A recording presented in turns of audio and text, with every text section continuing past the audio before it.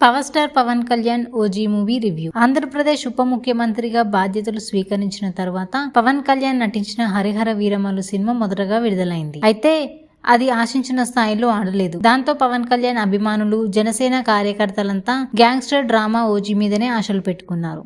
వాస్తవానికి హరిహర వీరమల్లు సినిమా కంటే కూడా మొదటి నుంచి ఓజీ మీదనే అందరికి అంచనాలు ఉన్నాయి. ఈ సినిమా కోసమే కొన్ని నెలలుగా ఎదురు చూస్తున్నారు. ఎటికేటలకు ఈ సినిమా జనం ముందుకు వచ్చింది. మరి యంగ్ డైరెక్టర్ సుజిత్ తో డివివి దానయ్య నిర్మించిన ఓజీ వారి అంచనాలకు తగ్గట్టుగా ఉందో లేదో తెలుసుకుందాం. నటీనటుల విషయానికి వస్తే పవన్ కళ్యాణ్ ఎంట్రీ కాస్త ఆలస్యంగా జరిగిన స్టోరీలో మిక్స్ చేసే విధానం ఫ్యాన్స్ ను ఆకట్టుకుంది. పవన్ కళ్యాణ్ తెర మీద కనిపించే ప్రతి సీన్ హైలో ఉండేలా జాగ్రత్తలు తీసుకున్నారు. దాంతో ఫ్యాన్స్ కు పూనకాలు రావడం ఖాయం. నాన్ షాక్ తో పవన్ కళ్యాణ్ చేసే ఫస్ట్ ఫైట్ చూస్తే కెరీర్ ప్రారంభంలో పవన్ చేసిన యాక్షన్ సీన్ గుర్తొస్తాయి. అలాగే క్లైమాక్స్ లో చేతిలోకి తీసుకున్న ఆయుధానికి జాన్ అని పేరు పెట్టడం కూడా ఫ్యాన్స్ కు గూస్ బంప్స్ తెప్పించేది. ఈ సినిమాలో పవన్ తర్వాత ఖచ్చితంగా మాట్లాడాల్సింది శ్రేయారెడ్డి గురించి. సత్యదాద కోడలిగా పౌరుషానికి ప్రతీక అన్నట్టుగా శ్రేయారెడ్డి గీత పాత్రను పోషించింది.